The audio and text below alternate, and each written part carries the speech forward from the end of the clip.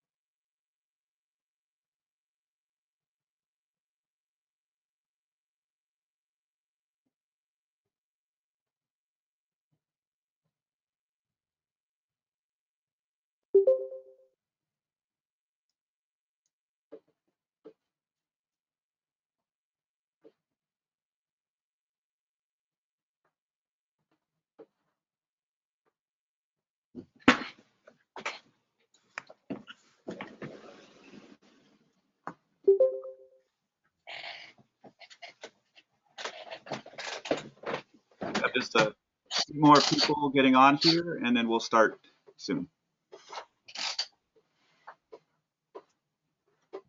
Hi, Meredith. Thanks for putting in the chat. Hopefully, everyone can see kind of the slide that's up that says New Director Orientation. Maybe you can see a little picture of me if you have your thing set up that way. And hopefully you can hear me clearly. If that's not the case, try to use that chat box and let me know. That would be excellent.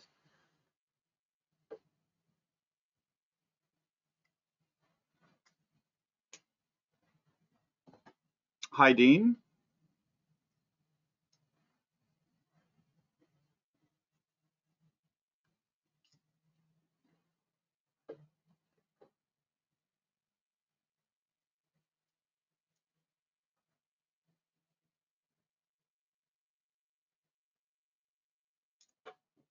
So a few more people getting on, but I think we'll get started here. My name is Eric Nussbaum from the Oregon Department of Agriculture. I want to welcome you to this brand new format. Usually this time of year, either I'm out traveling to districts or we actually we've done in the past, taken a whole bunch of people out and done regional trainings or individual district trainings. So this is the first time we're doing this. This is the first one of 25 different sessions over the next week in a couple days. So I'm glad to see it's starting with a number of people here, so that's excellent. Would love any feedback you want to email to me or call me, anything like that, that would be great. Always trying to improve this. So just introduce myself. As I said, I'm from the Department of Agriculture. I work in the Soil and Water Conservation District Program. I am the operations specialist, which is this fancy terminology for meaning I do trainings and I help the districts with operational issues, everything from following the laws, which we'll be talking about today, to helping managers do employee coaching, helping chairs run meetings effectively. About anything about how to run the district is what I do. My background is back in the 90s, I was actually the manager of the Siuslaw Soil and Water Conservation District. Did that for about 8 years, so I have some experience working actually in the district. Then I worked for about 5 years at the Department of Agriculture as a water quality specialist, working with the ag water quality plans and the local advisory committees and doing investigations, compliance investigations.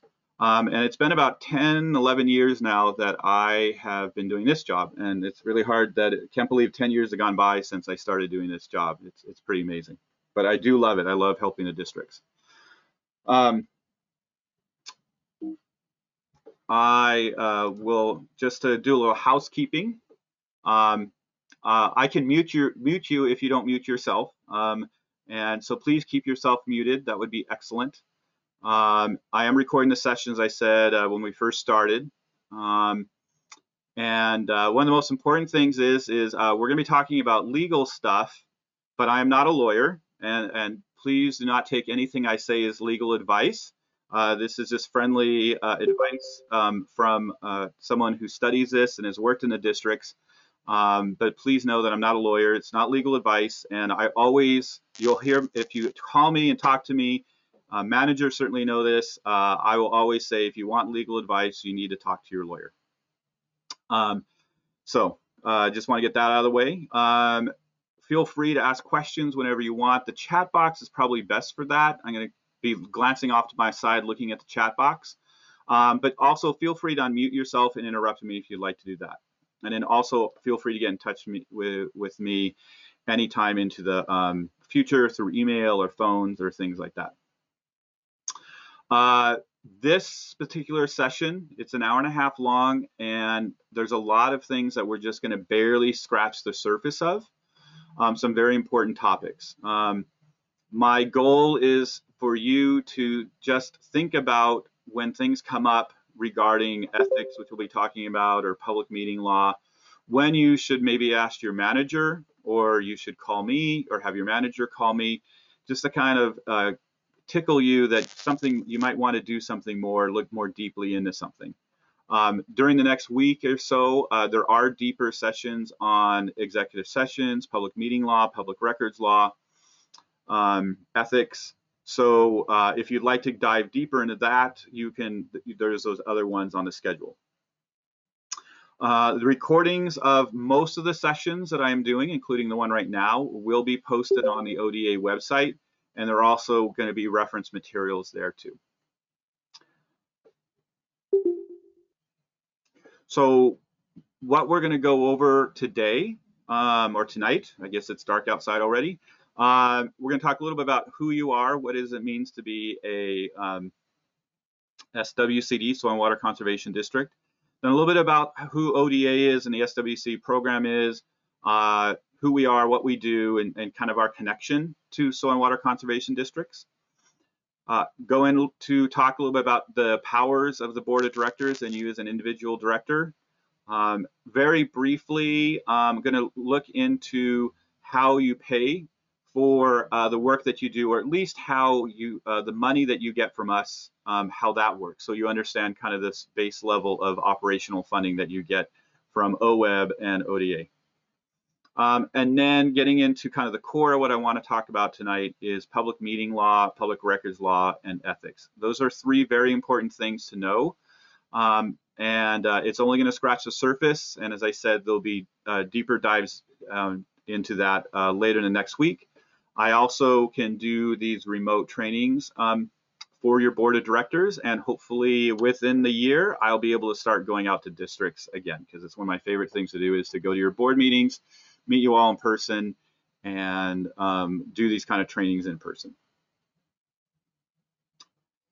So you'll hear this term ORS quite a bit. ORS stands for Oregon Revised Statute. It's laws enacted by the legislature. And the one that is the primary statute for soil and water conservation districts is lettered number 568. In the reference material and in the director packets that we sent out to all the new directors, and most of the old directors should have them too, there is a whole copy of Oregon Revised Statute number 568 for you. The other thing that you will hear a lot is OAR. That's Oregon Administrative Rule. And that is a directive or standard, something that is done by an agency like the Department of Agriculture or Department of Environmental Quality or Department of Forestry that interprets or enacts laws made by the Assembly. We will probably not be going over any OARs today. We'll be really looking at statute today. The one thing that you should know about both of those is they both have the same effect of law. They're equal in law. So ORS 568, it's several pages long, as you will see if you look. But there's a few important ones that we're going to go over. One is the policy of the legislature, the general powers of the board of directors, 5 basic legal requirements of soil and water conservation districts. And we won't go into it, but it's important for a lot of districts that have taxing authority or want taxing authority or bonding authority. There is statutes in there. There's also statutes related to you purchasing property, hiring lawyers, and doing wind erosion and things like that. There's quite a bit in there, and at some point you should read it if you'd like. Just looking at the chat, mostly you're introducing yourselves. That's great. So ORS 568.225 is a statute related to the policy of the legislature. And I'm just going to read a little bit of it here for you. It starts up there. In recognition of the ever-increasing demands on the renewable natural resources of the state and of the need to conserve, protect, and develop such resources, it is hereby declared to be the policy of the Legislature Assembly to provide for the conservation of the renewable resources of the state, and therefore to conserve and develop natural resources, control and prevent soil erosion, control floods, conserve and develop water resources and water quality, and actually it goes on and on and on. And at the very end says, promote the health, safety, and general welfare of the people of this state. So what's important about this is as directors, new and old ones, you all have the reasons why you think districts exist, and a lot of it has to do with your local culture and kind of the myths of how SWCDs were created in the Dust Bowl days. But I do think it's important to also recognize that the legislature has set up a whole structure of why you exist too. So that talks about the policy of the legislature. And then it goes on to say in section 2, it is further the policy of the Legislature Assembly to authorize soil and water conservation districts established under ORS 568 to participate in effectuating the policy set forth in subsection 1 of this section for the purposes to cooperate with landowners, land occupiers, natural resource organizations, and a whole bunch of other things.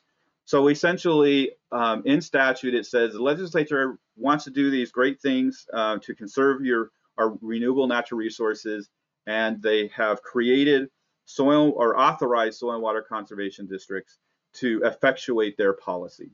So I think that's important to know that the legislature set this up and says they would like you to go out and do the conservation of renewable natural resources. So that's who you are and why you exist. So moving on to ODA. This is the most current chart of ODA I could find, just to give you a general overview, and I think it's already out of date.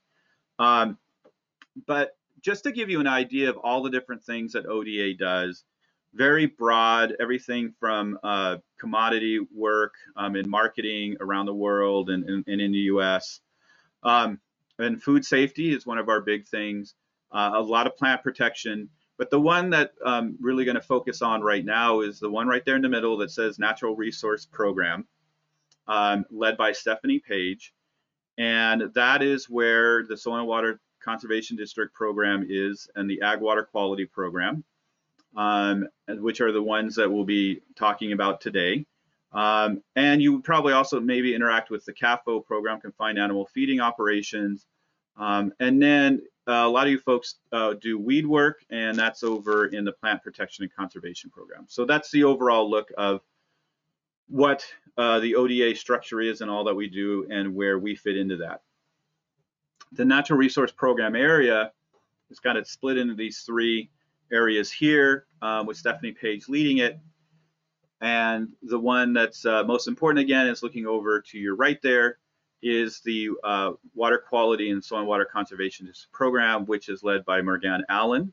Some of who may have talked to her yet or not. She has been with us, I guess, about a year now. And she has the task of managing a very large, broad crew between the water quality folks and the SWCD folks.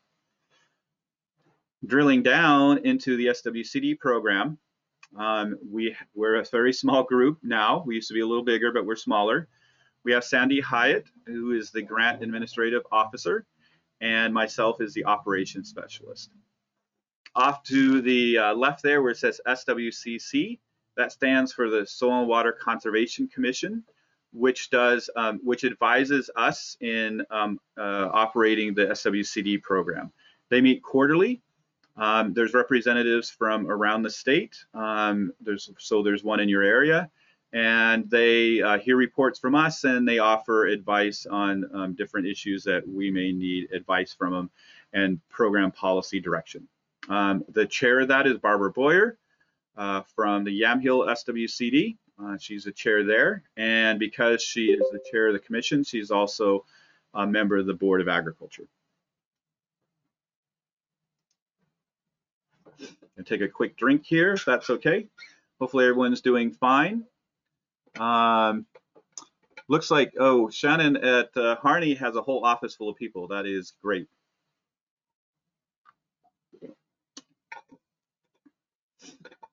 So what do we do for you? You're a local government entity, and you're independent, and you have your own elected board of directors, but there are services that we provide to you, and we do have oversight. So this is the list of the services. There is the operational capacity grant that every district gets, and we provide the grant management for that. That's Sandy's job.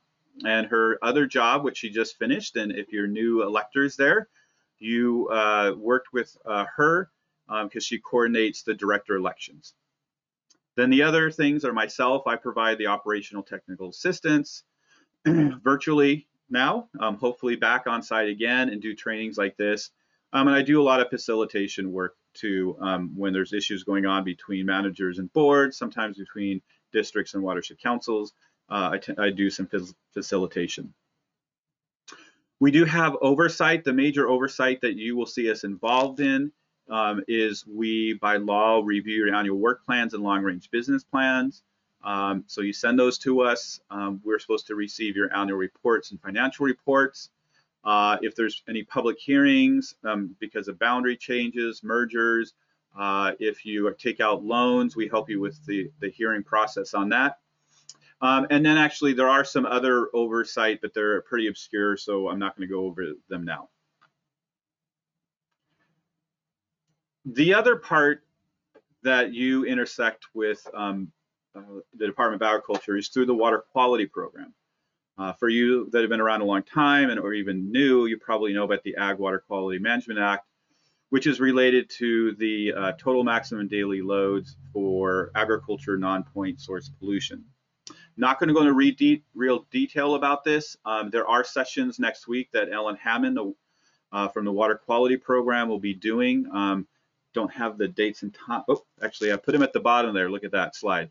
So there are two about the Water Quality Program more in depth, so you can see a little bit more about how you interact with the Water Quality Program.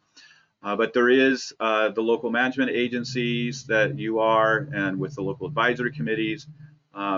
And of course, you work with the staff. And then we have the capacity grants, which have the scope of work, focus areas, and street implementation areas. So I encourage you to, if you want to learn more about how you interact with that, to take those sessions next week, one of them. But one of the most important takeaways from this is part of the district capacity grant, it is for keeping your doors open, but a large portion of it through the scope of work and focus areas is to help and meet the Ag Water Quality Plan for your area and work with the local advisory committees. So there's a lot of interaction through the Water Quality Program and the Ag Water Quality Management Act. All right, moving on.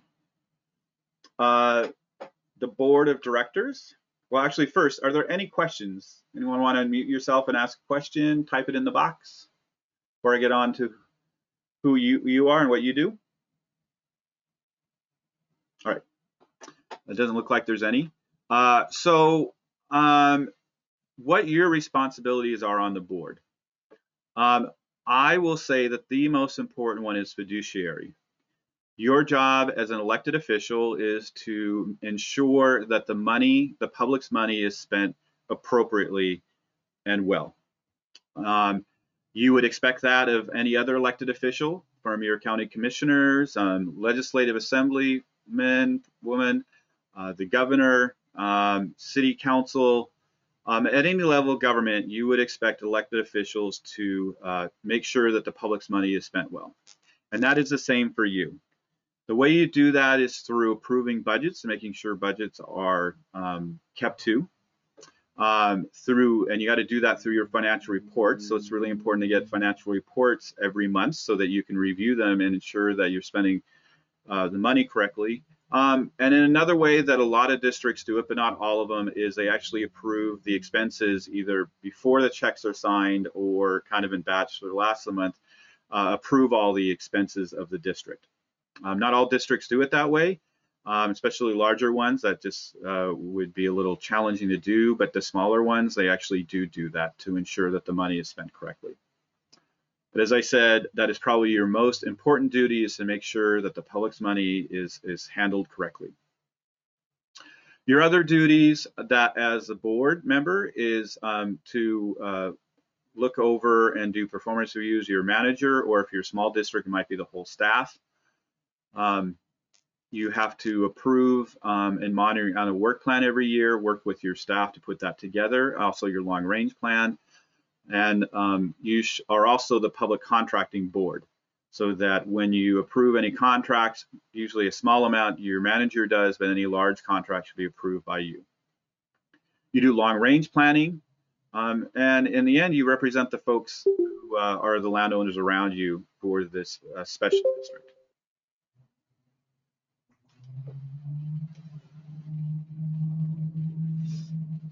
So one very important thing that you should all know is that individual board members have no actual authority to do anything under statute. It is the law that it is the collective power of the board that has authority to do anything, and individual board members do not. If individual board members are going to do anything, they actually have to be granted that by the board to do specific and limited tasks. So this is a really important thing for you folks to know, especially as new board members, is before you do anything on behalf of the district, on behalf of the board, you do have to be granted permission to do it through a board action that is recorded in the minutes. So some of the ones that happen all the time is staff supervision, or supervising the manager in large districts, obligation of district funds like signing checks. That's why if you've ever been involved in having to go to the bank and sign those check signing cards, they always want to see the minutes of the board where you approve that, because of this reason, that the power to sign those checks has to be granted through that board action, that motion or resolution. It has to be in the minutes, and that's why the bank will want to see those minutes. One of the ones that is important that often gets overlooked is if you're going to speak on behalf of the district, which does happen. Sometimes you're asked to go speak at hearings, or you want to go speak at hearings. If you are going to say represent the district at that hearing, you need to be given permission to do so by the entire board through a board action. Some directors manage actually district projects, especially sometimes in the smaller districts. At the SWCD, that happened quite a bit where I was. And if you're going to obligate any time of district staff or resources, you have to be given permission to do that too, or signing any documents. If there's going to be anyone who's going to sign contracts, sign MOAs, memorandum of understandings, memorandum of agreements, the board has to give you the authority to do that. Often how that is done is most districts should have, or all districts should, and a lot do have, job descriptions, not just for their employees, but also for their board of directors, for their chair, for their vice chair, for the secretary, for the treasurer, and even for a normal board person. And those job descriptions actually will have what that position is authorized to do. The chair is authorized to supervise the manager. The treasurer is authorized to sign checks or contracts. What that allows is when people change, your chair changes, you don't have to go and do a whole new slate of motions to allow the new chair to do those things which a chair normally does. But if you have a job description the board has approved, then the authority to do those actions is authorized for the chair position, and whoever moves in that chair position automatically is allowed to do that. If you're interested in more information about that, please do contact me. I do have some sample job descriptions for the board members that I'm happy to share.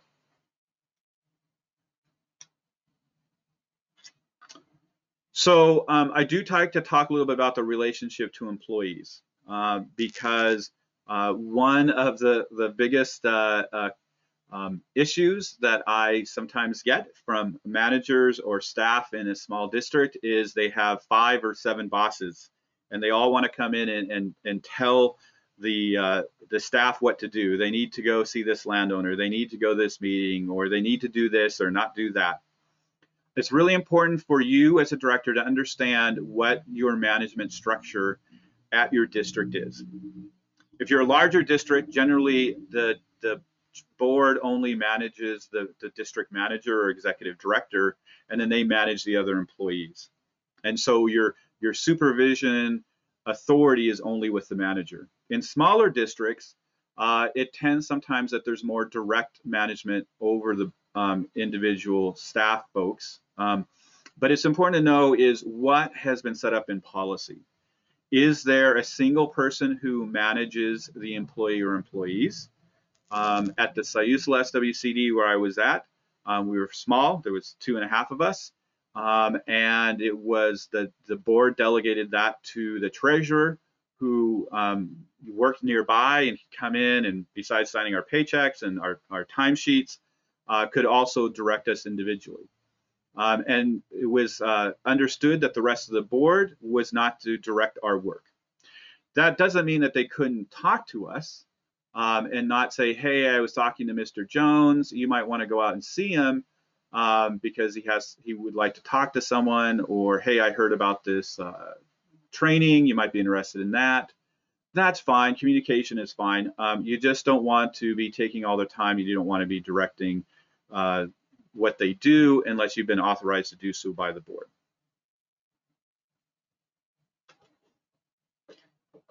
Liability. So again, I'm going to do I'm not a lawyer. For legal advice, please talk to your insurance agent or your lawyer, your friendly neighborhood lawyer.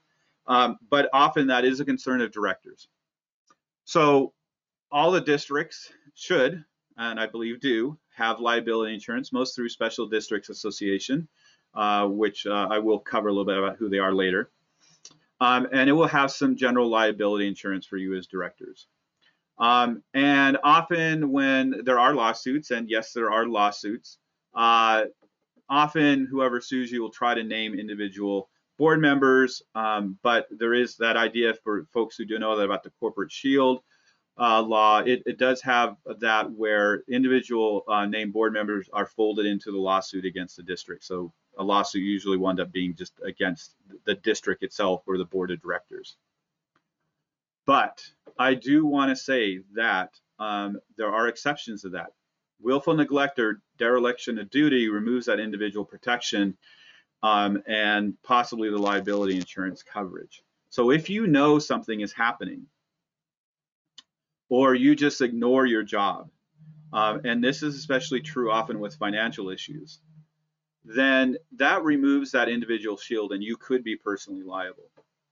The other instance where you could be personally liable, and you will be personally liable, and we'll go into this when I get to public meeting law, and I'll go over more detail next, I guess there's one tomorrow morning and then one next week on executive session, is violation of executive session law actually carries a personal liability that you, and it's a financial one, that you are responsible for, and no insurance is going to pay for that. And we'll talk a little bit about that.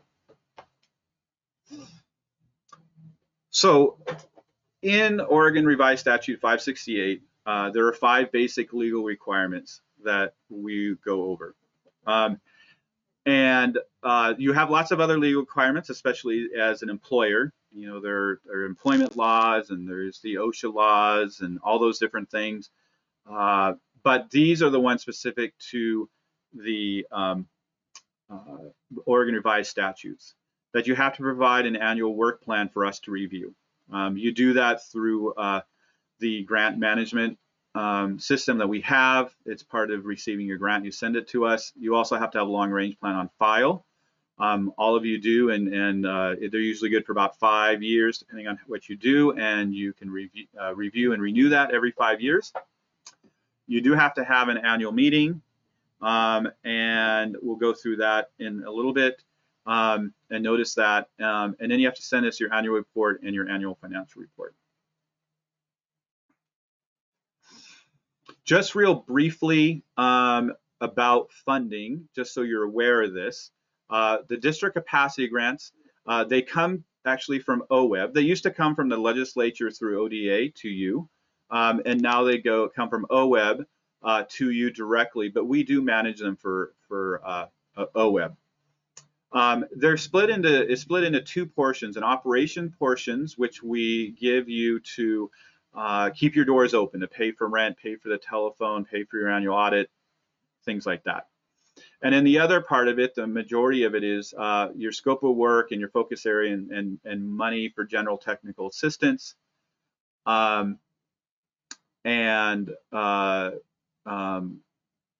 me, there's a question up there. I'll get to that in just a moment. And that is for you to help us work with the ag water quality plans and improve water quality from the agricultural lands. I have a question here. Let's see, from Dean. Can you give some examples of speaking in meetings? For example, I belong to different groups and sometimes speak at their meetings. So these groups know I'm a director, but I don't speak on behalf of the board. Do you have any guidance on how to ensure that these things are right? Yes, that is totally fine and happens quite a bit. Just as long as you're clear when you speak that you're not speaking on behalf of the district. In fact, it is possible and fine for you to use your title. For instance, actually, it does come up that there's letters to the editor and things like that. You have a title that you're entitled to use. I am a director at the Soil and Water Conservation District. I'm the chair of your local Soil and Water Conservation District. But you do need to put the caveat on that you are not speaking on behalf of the district, unless, of course, they have given you permission. So that's fine. Just make clear that you're speaking on behalf as an individual person. There are folks, and a lot of districts have different board members who also sit on the boards of local watershed councils or attend their meetings. The local watershed council as a representative of the Soil and Water Conservation District. And I do encourage, if that is the case, where you do have some kind of relationship with the watershed council or other organizations that is more official, that does be put into the minutes or a motion that you will be attending those meetings as a representative of the SWCDs. Hopefully that covered your question, Dean. Yeah, it did. Thank you, Eric. You're welcome. Okay, getting on to funding. Quarterly reports. You know, the date isn't so important to you, just so you're aware of it, that we do quarterly reports to us. They're financial plus about what you do. We do also do year-end reports. That's more probably if you are the chair or the manager of your staff, that you want to be aware of those dates, so you make sure that they get in on time. Some of the other due dates, just for you to be generally aware of, is your financial review or audit is due to the Secretary of State and us at the end of the December of every year. You can get extensions, and that often needs to happen, but generally speaking, you need that audit. You're supposed to do an annual report that is due to us by the end of the next fiscal year. So this June 30th, 2021, it would be for the fiscal year 2019-2020. And your annual meeting, that is important. There's no timetable set for that. It probably should be within your fiscal year. But it has to be timed. The only thing it says for an annual meeting is it has to present your annual report and audit. So you got to make sure those are done before you have your annual meeting. And there's a whole separate process for proper noticing it. You have to cause it to be published. And I'm not really going to go into that right now, but there is a special noticing requirement for that, different than regular meetings. So that's a little bit about the dates and when things are due and the funding. All right, I'm going to take a little bit of water here. And we're going to kind of get into the meat of what's important. So these are really important: public meeting law, public records law, and ethics. I call them the big three. These are things that could get you in trouble. Sometimes it's a slap on the wrist. Sometimes just fixing it without anyone knowing is fine. But all the way to ethics violations, which do carry penalties. So what is a public meeting? So there is the definition of a public meeting, but essentially the easiest explanation and the way to look at it is when your board gets together and you have a quorum. So, and a quorum is, if you have a 7-member board, that's 4 people. If you have a 5-member board, that's 3 people. One of the most important things that comes up a lot of time is about the public. They have the right to attend any public meeting, but that doesn't include the right to participate by doing public comment, except in certain cases. There are certain public hearings in which they have to be allowed to speak. But in general, you don't have to allow public comment. A lot of folks think that you have to do that, but you don't. I do want to say that I think it is good public policy that you allow comment during your meetings, but it is not necessary. So a board of directors having a quorum is a public meeting, and you have to follow public meeting law, which we're going to go into the details of that. But one of the big questions I get all the time is the board has appointed a committee, and we're only going to put 3 board members on it, so we don't have a quorum, and therefore they don't have to follow public meeting law. And I am here to tell you that that is not the case. Any group appointed by the board, and you can call it anything you want. You can call it a committee, you can call it a subcommittee, you can call it a task force, you can call it a group of folks. If there is a group that is appointed by the board and they're going to get together and they're going to be making decisions on behalf of the board, or, which is generally more true, is make a recommendation to the board of directors, then they become their own like mini board and they operate under the same rules. So it doesn't matter, and I want to say this again and again because I get this all the time, it doesn't matter who is on this committee. We're just going to say committee. You could put 1 board member on it. You could put no board members on it. You can put 3 members of the public and you could put 3 staff people on it. No board members. If it's appointed by your board, it is going to have to follow public meeting law. So that's important to remember. So don't think that by just putting a less than a quorum of board members on some kind of group, committee, subcommittee, that you can get away without following public meeting law. This own groups then follows the same kind of rules, that in order to have a public meeting, you need a quorum. So say you put together a financial committee. You're a 7-member board, so you say you're going to put 3 board members on it, and then you add your manager and you add a member of the public. So it's a 5-person committee, financial committee, with 3 board members on it. Now, anytime 3 of those folks on that committee meet, now you have a public meeting, and it has to be noticed, and we're going to talk about notice and quorums and stuff like that. So I hope that is clear, that just because you don't put a quorum of board members on any kind of appointed committee, it still has to follow public meeting law because they become their own board. All right. Hopefully, if you want more information about that and ask questions, you can ask questions now, or I'm doing some sessions on it, like a deeper dive into that next week. So just to go briefly, because it does come up every now and again, what is a quorum? So a quorum is a majority of the board positions.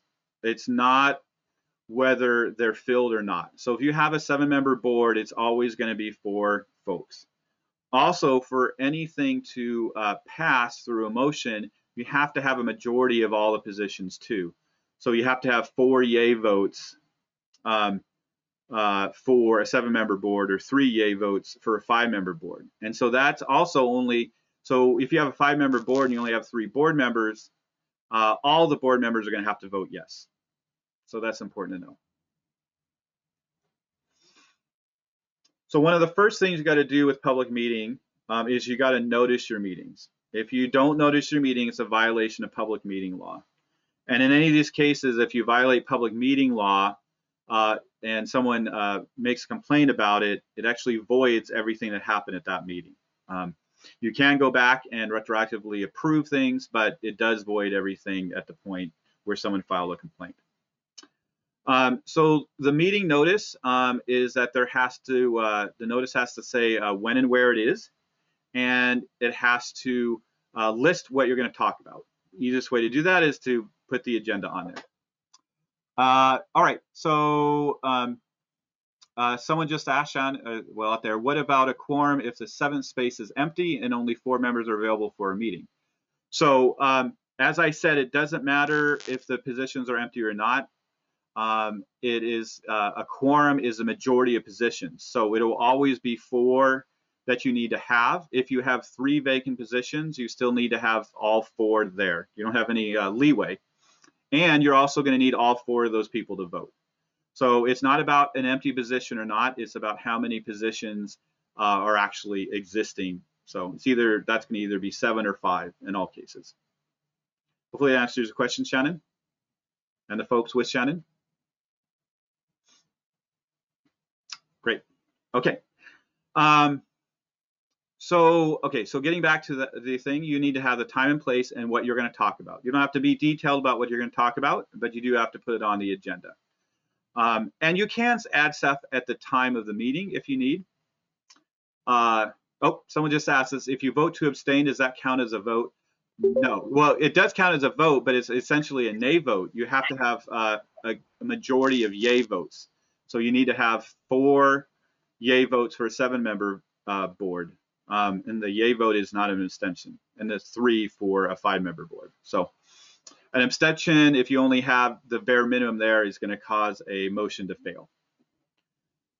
Hopefully that answers your question, Susan. So as far as what the law says, all it says is in advance that you have to do it in enough advance so that people have an opportunity to attend. Generally speaking, we say that's at least 1 week. The Attorney General's manual says 2 weeks, but we know SWCDs, and if we can get it out 1 week ahead of time, that's great. There are different noticing requirements that we'll go over in more detail for special and emergency meetings, and there are guides for that. One important thing to do is that if anyone has asked in writing that they wish to be notified of all your meetings, you have to notify them of all your meetings in the method that they request. If they requested it through email, send them an email, which is how most is done. But if someone is requested to be in writing the old-fashioned way through snail mail, then you have to send them a meeting notice through snail mail.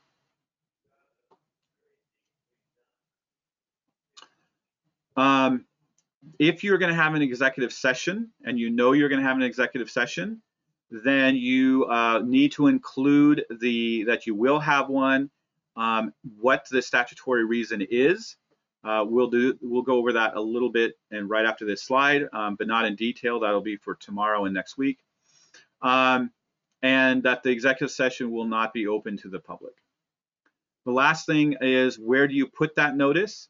There's pretty much only one place to do that notice that will guarantee you to meet the requirements of the law, and that is to send a press release to the local media, or as they say, to inform the local media, which is essentially sending an email to the local media. Usually they have a specific address to do that to. It's important also to know that at least for your regular meetings, that you are not responsible for them to publish it in their newspaper. Your responsibility to do a notice is to send that information to your local media, local newspaper, and then it's up to them to publish it or not, and that's not up to you. There are certain kind of meetings, like your annual meeting, which you have to cause a notice to be published, but that is completely different. Some folks think that you can put it on the website, but that is not sufficient on its own. We have another voting question I'm glad to ask.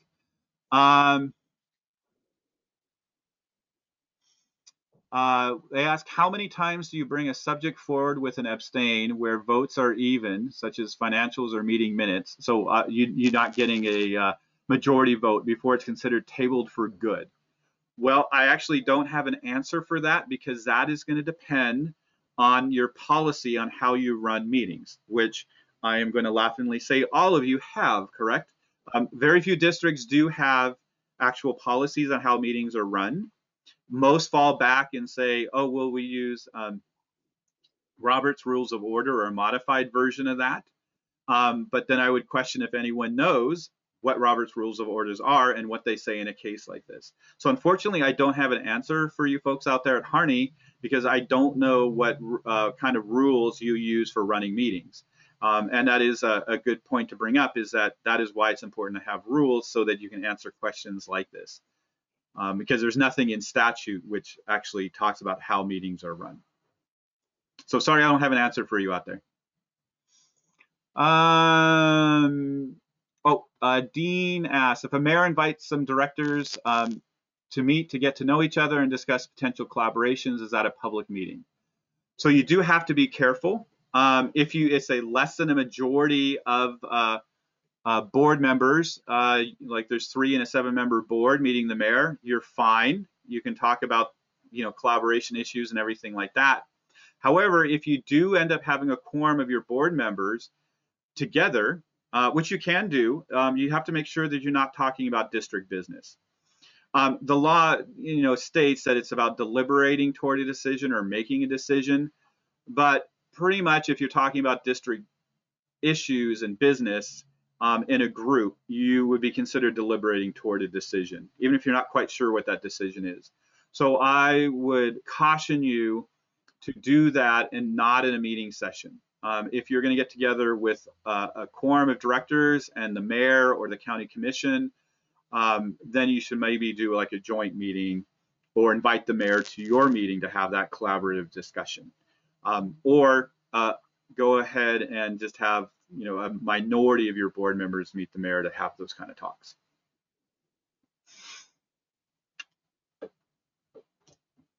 All right, getting into executive sessions, I am just going to barely touch this. One of the reasons this is really important is that when, unlike violating public meeting law, which is basically if you do violate it, you just got to go back and fix the problem. Violating executive session law is referred to the Oregon Ethics Commission. And if they find that you have violated Oregon ethics law, or participated in a violation, it's not actually doing it. It's not being the chair and calling a wrong one. It's actually sitting at the table and staying at the table. It is a $1,000 fine per occurrence. And often, if you look through the public record, and which I have and that I researched, it's often usually a series of public executive sessions that have broken executive session law. And for each of those meetings, it's a $1,000 violation, not just overall.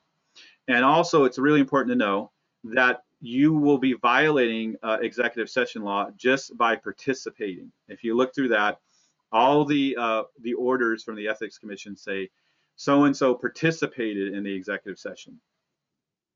I was at a training for a district put on by the Oregon Ethics Commission. They had someone come down, and they repeated again and again that if you think an executive session law is being violated, that you should say so in public to get it in the minutes and walk out of that meeting. Because if you sit there and you're thinking, I don't think this is legal, ends up not, and there's a complaint, you saying, well, I didn't think that was legal and I didn't say anything and I just sat there, actually doesn't get you out of that fine if they find that you sat there, even if just by participating. So this is really important about executive sessions. And I would encourage you for any of your chairs or managers to participate in one of the 2 executive session meetings I'm going to have. So, but I'm just going to give a really brief overview, and that is that the executive sessions are places where you discuss very specific sensitive matters, and they have to be very specific. I put a few of them down here, which are actually the ones related mostly to soil and water conservation districts. When you go into executive session, these are the steps you have to do. I do have under the executive session area on the web training on the website, I do actually have some scripts and some more information on this, and I'll go into detail more tomorrow, and I think the other one's next Wednesday. But essentially what you do is the chair has to announce why you're going to executive session. You have to allow the news media to attend it. You have to make sure that minutes are taken. They're usually done recorded, and they're not actually written, but they can be written. And one of the more important things that often happens is if an employee, or actually a director, for that matter, if it's about a disciplinary action, employee or director requests a public session for a performance evaluation discipline, you have to hold the meeting in public. So that means that one of the things is that if you're going to have an executive session and you know that it's going to be about a person because of performance evaluation or disciplinary matters or something like that, you got to make sure that that person knows that they're going to be talked about, because they get the choice, not you, if it's going to be an open session. They might want to do that because they want the public to know what's going on and they want to participate. Because if they waive the right to a public session and you hold it in executive session, you may or may not want that person there. If you do hold executive session, you can exclude that person. So, but that is up to them. And then really also important is you can't reach a final decision in executive session. That's because all votes in Oregon have to be made public. There's no secret ballots in public matters. That's just a really brief overview. I really encourage someone, the chair or the manager, to do the executive session ones. Because it is really important not to make sure that you don't run afoul of executive sessions. When I look through the record, there are districts who have run afoul of executive session law and there have been fines issued. And most often it is other directors or staff people, especially the ones being discussed, that will bring up the violations of executive session law. Moving along to about public meeting law, just a last thing. One about minutes. You have to provide minutes of all your meetings. I have a list here of what the contents of the minutes have to be. They don't have to be super in depth. They just have to have the basic of what was discussed. But one of the important things is by reading them, you have to know how each person voted. That's one of the more important things. So one of the things that I do see sometimes in minutes, and I'll usually call up when I read the minutes, and I do read the minutes that get sent to me, is something will say there was a motion and the motion passed 5-2. Well, that does not tell me how each person voted. So if it passes unanimously and there's a list of all the directors present, then I know that everyone voted yay. But if it just says the motion passed 5-2, I don't know which of the 5 voted yes and which voted no. And by law, you do need to have in the minutes how each person voted. The easiest way to do that is to record the nay votes. So you would say the motion passed 5-2. John and Jim voted nay, and that's how you can tell how each person voted. Part of the minutes are actually all documents that are referenced. So just to be clear that a full set of official minutes is not going to be just what are typically called minutes, but if you had financial reports, those are part of the official minutes. If you had staff reports, those are part of the official minutes. If you were working on or presenting your annual work plan, those are part of the official minutes. And so those all need to be part as kind of an official minutes package. Last couple of things, executive session minutes to be kept separately, usually in a locked cabinet. They can be, as I said, kept as a recording. And minutes have to be kept permanently. That's important. And by law, you have to actually send written minutes either through email or snail mail, depending on how they're asked, to anyone who is requested to have those done. One last thing is minutes have to be actually written or typed or printed out. They can't be kept just electronically. By law, they actually have to be in paper form. And that is because paper lasts, well, almost forever, much longer than any kind of electronic. Hard drive failing or minutes kept on a floppy disk from 20, 25 years ago, and no one has a floppy disk reader anymore. Right now, everyone has USB drives, but those may go the way of floppy drives in 20 years, and then you can't read your minutes off of that. So all minutes do have to be actually written and printed out. I will say there is one difference that the Oregon State Archives, if you pay a lot of money for a subscription, there is an official electronic system through Oregon State Archives, if you want to pay a lot of money, that will allow you to skip the paper form and keep things electronically. But that's really beyond most folks. All right, Shannon said, unless there's a flood, fire, pandemic, just putting that out there. Yes, well, actually, that has come up, and one of these days I'm going to actually address that in a whole training about disaster preparedness. But that is one thing that if you have things both electronically and paper, and you keep backups, and a district has done this before, there was a flood, but one district actually had a fire, and everything burned up, but they had offsite backup. So they went and printed out at least everything they had electronically, all those records back out. So they were able to do that. So yes. All right, that's the brief overview on public meeting law, at least as pertaining to directors. There will be more in depth about that next week. Kind of parallel with the public meeting law, which is that the public has the right to attend meetings, because Oregon is what they call a sunshine state, is that generally speaking, in Oregon, every person has the right to inspect any public record of the district, unless it's an exempt record. And so, from Shannon, can you open and discuss contracts in executive session? I'm going to say for contracts, probably not, because they probably are not exempt records. You could only do that. One of the reasons for executive sessions to look at records that are exempt from public disclosure, and contracts generally are not exempt from public disclosure. So if you are going to do that, you're going to have to make sure that somehow that contract is. If you're talking about like sealed bids, those definitely have to be opened in open session, because actually, generally speaking, you have to allow the folks who put in the bids to see them unsealed.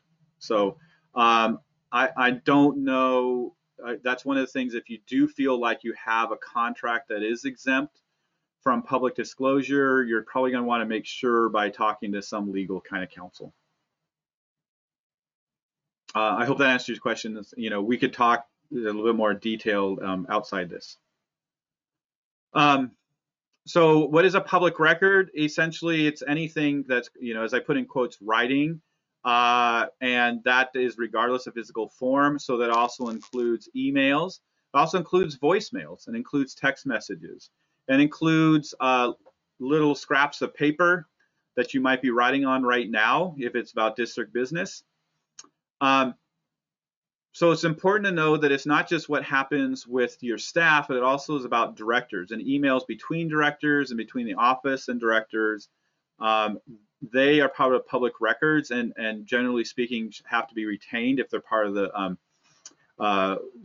documents that need to be retained, and I'll go over that a little bit in a minute. As I said, that you have text messages and voicemail. I do like to tell new directors and even existing ones to be very careful about using your personal device and email for district business. I encourage all districts to give their directors work-specific emails, either using you know, Gmail or Yahoo Mail or something like that, or if you have your own domain name that they set up your own emails. But the reason you want to do that is because if you use your personal email account and there happens to be a lawsuit, well, one, if there happens to be a public records request, you're going to have to go through all your emails and find anything related to that public records request. But if there's a lawsuit and a lawyer says, we want to take a look at your device or your email account, your account is discoverable by the lawyers, which means you have to go and give them your email password, and the lawyer gets to look through all your emails to find anything pertaining to the lawsuit. So I don't think any of you really want all your emails looked through by a lawyer. So I highly suggest that directors get a very separate email account from their for doing district business and emailing other directors and things like that.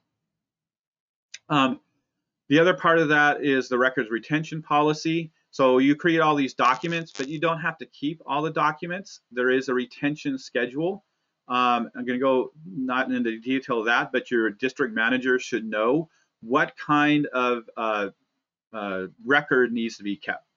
Some emails such as when are we going to meet, or text messages, when are we going to meet for the meeting, are you bringing cookies or dessert or food to the meeting? Those kind of things don't have to be kept. Emails related to disciplinary action or projects or stuff like that, they have to be kept for a certain amount of time. And the record retention policy is going to tell you how long you have to keep that. So the reason you keep those records is so the public has the ability to look at what you've been doing. Those come through public records requests. So by law, you have to have a public records request policy, and hopefully you have them. If not, I can help you. Special districts has examples that a lot of districts use. And you have to, in that public record, say how much it costs for you to do a public records request, because you are allowed to retain, get back some money for the time you spend doing it, and who is a custodian. Okay, I got, okay, an email exchange between two board members. Do both the sender and the receiver need to keep a copy? That's a good question. Generally speaking, the way that most folks do it is the sender of any email is the one, if it's an internal communication between directors or the office or things like that, the sender is the one who retains that email. So if the two board members have it, the one that receives it could delete it, but the one who sends it should keep it. If it's an external email received, so maybe the chair of the district gets an email from the DEQ and in replies to DEQ, then since it's external, the chair should keep it, or whoever receives that external email. So I hope that answers your question. Great. All right. So public records request, there are exemptions to that. Most exemptions are conditional, and so you need to go through them. There is a list of them. I can help out. The most common ones that districts get, they'll get it every year. Someone will be asking for a list of all the employees and how much money they get paid. Other ones include like a list of all your vendors and how much you paid them. Those are typical ones that come through. And then on the other hand, there are ones sometimes about projects. Someone is upset about a project and they want to see all the documents related to certain projects. I do have down there, because it has come up recently, about what kind of personal information is exempt. Oh, I see. Al said use BCC and emails to board members. Yes, that is a great idea. I was going to go into that in more detail. But if the managers or any of you email your whole board, always use blind carbon copy so you can't reply all. That's always a good one. Because if you reply all, you could start a public meeting. Someone's trying to speak and it's not really coming through. Nope. Okay. So just so that you're aware, as an elected official, you don't have the same exemption for personal information that public employees have. Generally speaking, public employees, their address and personal phone number and everything is exempt from disclosure. Unfortunately, for elected official, your address, telephone numbers, and dates of birth, for whatever reason, are not exempt from disclosure. And if anyone asks for them, they have to be handed over. There is a possibility that if you feel there is a safety issue, that you can make a request in writing to have your that kind of information withheld. But it has to be done in writing. You have to prove, and there's some strict guidelines about how to prove it, that there is a safety issue, and that is only actually good for a set period of time. And I'm trying to remember how long. I can't remember if it's in the neighborhood of 7 months or a year or 2 years or something like that. But it's only for a set amount of time. You have to actually renew it. So just be aware, as an elected official, you don't have the same protection of your personal information, of your address and personal telephone number.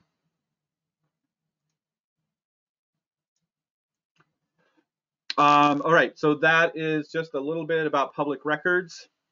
And then we're going to go into ethics. And this will be the last one.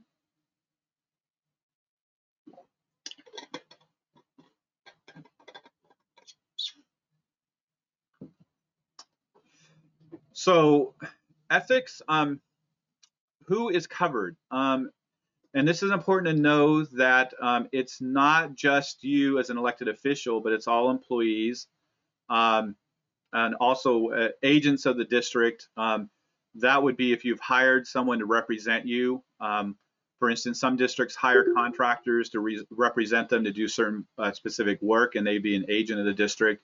And regular volunteers are considered public officials too. And that would be, some districts have volunteers who come and work in the office on a regular basis, helping with filing or doing other kind of regular activities. It also includes relatives. There's a list of who are relatives down there. And anyone who lives in your household is actually covered under ethics laws, and business with which you're associated. And we'll talk a little bit about how that impacts you by looking at that. And the ethics law is actually, in one way, very simple. It basically says you can't use your job for financial gain or the avoidance of financial detriment. That's tied with except as otherwise available for the public officials holding of the official position or office. What that essentially means is you can't take advantage of your position for financial gain or avoidance financial detriment that is not available to the regular public. And I'll give you some really easy examples to start with, as then we get into more complex ones. And feel free at any time here to go, what about this or what about that in the chat box, or just speak up. I answer a lot of questions regarding this. So a really easy one, you have a copy machine at your district office. Because that's not available to the public, if you want to go in and make a personal copy of, say, some documents, or actually once I heard about an employee actually photocopying their wedding invitations. But for whatever reason, using the photocopy machine for personal reasons would be an ethics violation because the general public doesn't get to use that copy machine. On the other hand, if it was open to anyone to use it, or anyone to use it to make 5-cent copies, and your staff actually used it at 5 cents a copy, and the public used it at 5 cents a copy, well, that would be okay. But generally, that's not the case. Another one is, districts have some have vehicles, big trucks, and you're going to be doing some moving at your house, and you're like, well, I'll just go borrow the district truck because I got to move this couch. That would be an ethics violation because all the other folks, public, don't get to use that truck to move their couch. Only you have the opportunity to do so. So it's those kind of things that would allow, that you need to be careful of, not using district resources when the public can't. Now, it does get a little bit more complicated, and we're going to start talking about that. Here's a list of some exceptions, and I'm going to talk a little bit about the underlined one here because this is the one that's most important. You're allowed to receive gifts from sources that you have an administrative or legislative interest up to $50 per calendar year. What this is about is you don't have a legislative interest, you're not passing laws, but you, as a board member or a manager who has the authority to purchase items, or any staff person that has the authority to purchase items, you would have an administrative interest in. And you have to be careful about receiving, or any of your relatives or members of the household receiving, gifts over $50 per calendar year. I'm going to give a really easy example of this from my own days at the SWCD. I, as a manager, had the ability to award contracts up to, I think it was $5,000 or $10,000. And we used one excavator company a lot because they were a local one, they were the most available, and they'd like to do a lot of those small jobs. I would meet with the owner of this excavator company quite a lot on the phone, in person. We'd sometimes meet for lunch to talk about projects and how things are going, and he would say, hey, I'd like to buy your lunch. Well, there's an administrative interest that, because I could approve contracts that would benefit him. I can accept lunch or lunches up to $50 per calendar year, and that would be totally fine. Anything over that, it's not okay. That would be a violation of ethics law. For board members, you approve contracts too. You got to make sure that that also is true, that anyone you might be approving contracts for, you would want to make sure that you don't take $50 of value from them. But this also includes your relatives, and so you know, it actually used to be they changed the law a little bit. It used to include children. So an example again is that this excavator person had a daughter about my daughter's age, and she would come over and do birthdays together, and had to be careful that my daughter did not get a gift worth $50 or more from this person. So it actually affects people who live in your household and those lists of relatives you have there too. So including your siblings, they can't receive $50 or more from the person you have administrative interest over. That's just something to keep in mind. And one thing about this is if you have customary gifts for long-lasting relationships, like for some reason, long before you became a director, you had a neighbor, and you and your neighbor have always exchanged Christmas gifts, like expensive bottles of wine, or tickets to a Beavers game, and that's been going on for years. And suddenly you become a director, and that your neighbor actually bids on contracts. Because that's been going on for years, you're probably going to be okay, because you can prove that there's a long-standing relationship there, and this is customary. On the other hand, if they never gave you Beaver tickets before you became a director, that would be a problem. I'm going to look to see if there's any questions. Nope. All right. The other additional prohibitions here, the first one makes a lot of sense there. Confidential information.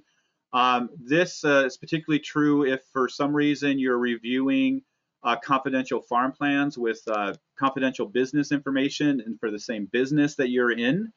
And that does happen. You have to make sure that any information you receive in those business plans you don't use against your competitor. And then we have actual and potential conflicts of interest. And we're going to talk a bit about that right now. Going to get a little bit of water here.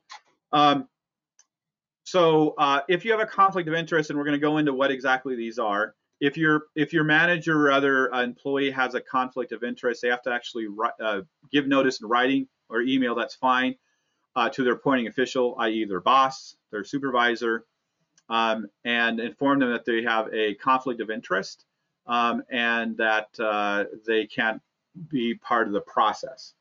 And there has been districts where the district manager has a business that is going to be bidding on a contract. That would obviously be a conflict of interest for that manager to participate in the process or make any kind of decision. And so they do need to notify their supervisor in writing and then remove themselves from the process. For board members, it's split into potential conflict of interest and actual conflict of interest. And the potential one is, we'll talk about exactly what those are, but I have up there what you need to do. For a potential, you have to announce publicly to get it into the minutes that you have a conflict, potential conflict, but then you can discuss and take action for potential. If there's an actual conflict of interest, and we'll talk about what that might look like in a second here, you have to announce publicly the nature of the conflict, and you may not participate in a discussion, debate, or vote on the issue. So what does this potential and actual look like? We'll start with actual because that makes it's a little bit easier to explain. Is that basically you would make any decision or take any action that would be a financial gain or avoidance of detriment for you or a relative of yourself or a business that you're associated with or someone who lives with you.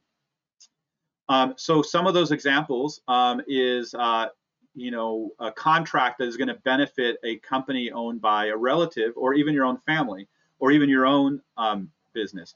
It's perfectly fine as a board member if you have you own an excavating company to bid on a contract that from the district. But then you have a conflict of interest and you have to declare it and you have to not participate in it. Or if you have a relative on that list of relatives who is going to bid on a contract, completely fine, but it's a conflict of interest and you need to ensure that you declare it in public and you refrain from discussion or voting on it. One of the ones that's a little bit more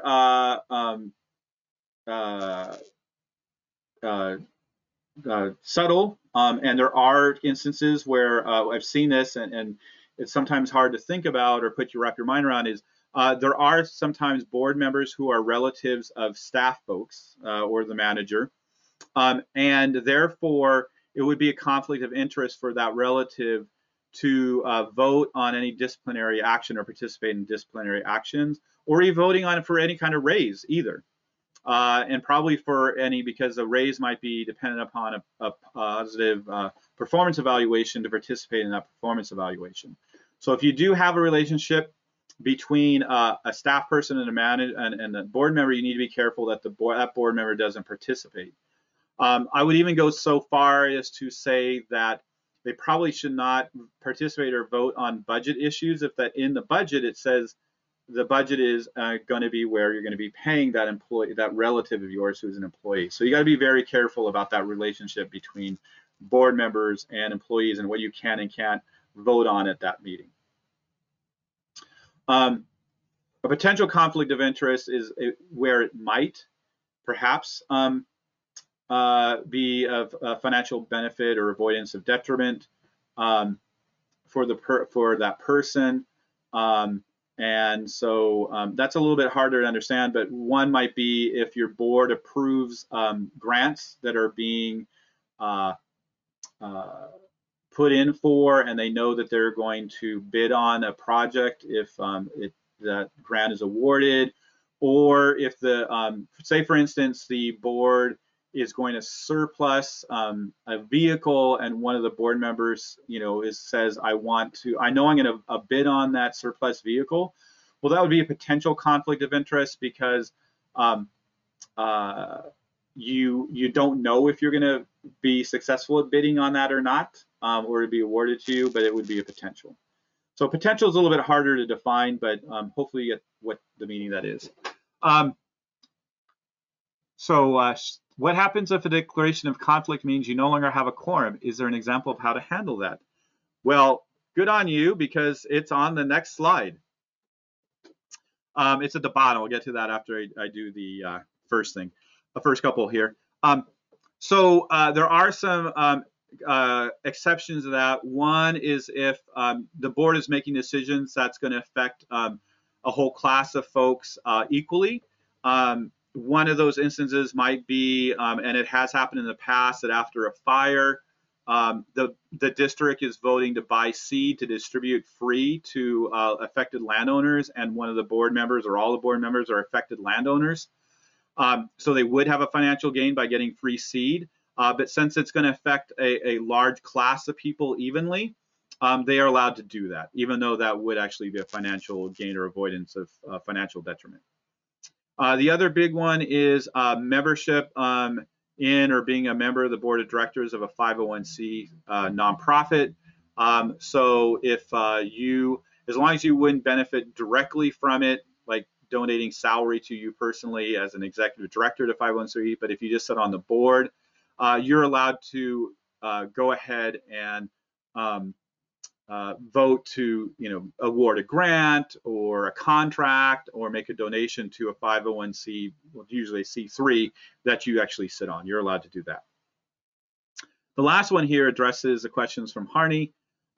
If and it's in quotes because it actually says what it says, if any public official's vote is necessary to meet the requirement of a minimum number of votes to take official action, they are eligible to vote, but they are not to participate as a public official in any discussion or debate on the issue. So you need to declare it. You need to say, I have an actual conflict of interest. You have to remain silent, but then if your vote is needed, because say you only had 4 people there, and if you abstain, you'd only have 3, so that would not be a majority vote, then you are allowed to go ahead and vote. It's one of those instances where one of my favorite sayings is, just because you can doesn't mean you should. If there's any possible way to delay the vote to another meeting, a special meeting, or call another board member on the phone, that would be excellent, because it probably doesn't look good to vote yourself a $50,000 contract, though you can. Hope that looks like that answered your question. Great. Okay, that's just real brief ethics. There will be a deeper dive into ethics if anyone's interested in that. I do think that's a good one for managers to do, because a lot of times it's the managers who advises the board. It's one of their fun jobs to do. There are a lot of acronyms out there. Just going to go over them briefly before we end here. You'll hear, I did say the term SDAO. You might hear that a lot. That is Special Districts Association of Oregon. That is an association of all your special districts, which include fire districts, library districts, park and rec districts, cemetery districts, all those different kinds of special water districts, irrigation districts. They're an organization. They almost all of you get your insurance through them. They do a lot of training, and they do a lot of policy examples and great things. They're fabulous. I believe at this point every district is a member of SDAO, and every district out there gets their insurance through them. The other term you'll hear is Oregon Association of Conservation Districts. That's the Oregon membership organization, represents all Oregon's SWCDs. Most of you are members. I know there's a few that aren't members of it.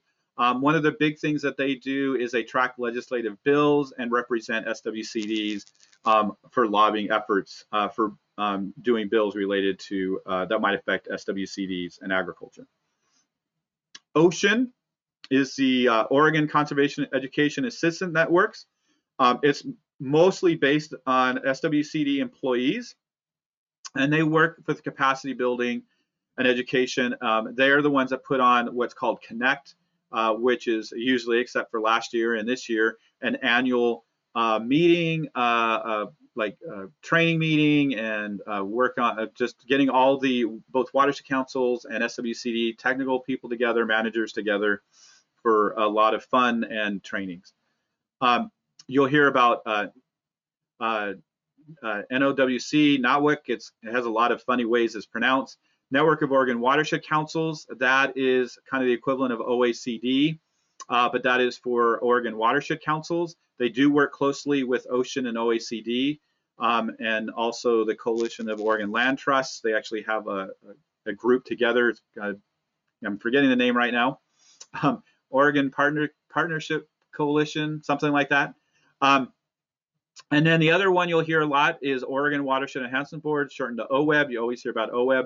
They're the government agency that provides grants for watershed health. They provide your capacity grants. They provide the Watershed Council capacity grants, and all those grants that you generally hear about.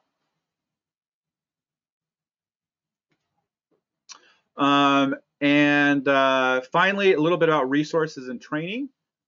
So you're always welcome to call Margan, Sandy, or myself. We're here to answer your questions.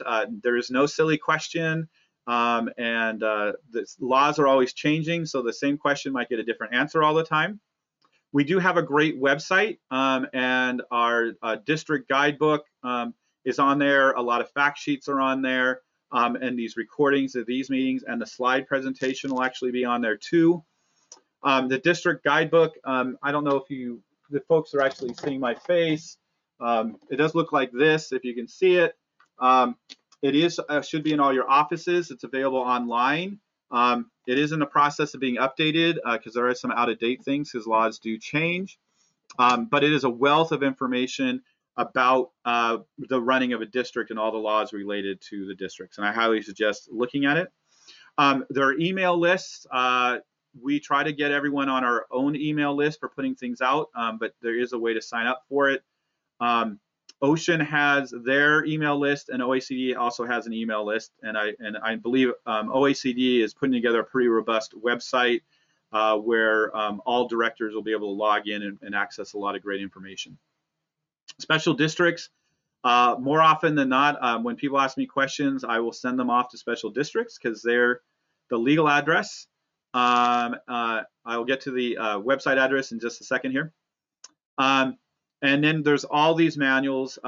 We send out the Attorney General's manual for public meetings and public records law to every district when they come out every couple years. I have sent out, it should be in your packet, it's also available online, is the government ethics manual. And there's just manuals everywhere on everyone's website, it seems, and I'll be glad to direct you to where they are. And for the website, really easy, oregon.gov/ODA. So hopefully you can easily remember that. And then just look for the Soil and Water Conservation District Program. Our website's pretty well organized. And hopefully you can find stuff, or again, just email me and I will be glad to get to you and provide information. All right, well, that is the end of my presentation with just a few minutes left, but I am willing to answer any questions you might have. And I will stay as long as that needs, or you can log off a little early if you want. And so thank you very much. I hope this was helpful, and thanks for making this first one go pretty smoothly. I liked how it went, and I hope you did too. So I'll just wait here a minute or two if you have any questions, verbally or in the chat box. Otherwise, I will maybe see, or at least see your name up on some of the other trainings. And you're welcome, everyone.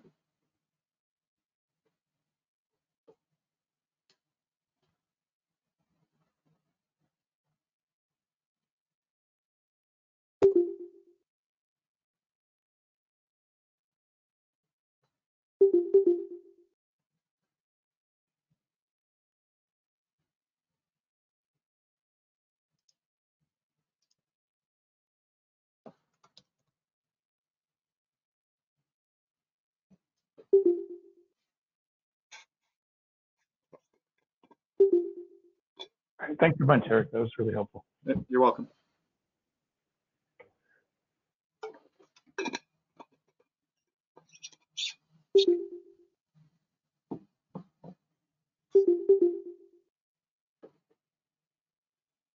Great. It looks like folks are getting off and there are no more questions or any questions. I am going to end this session. Thank you so much.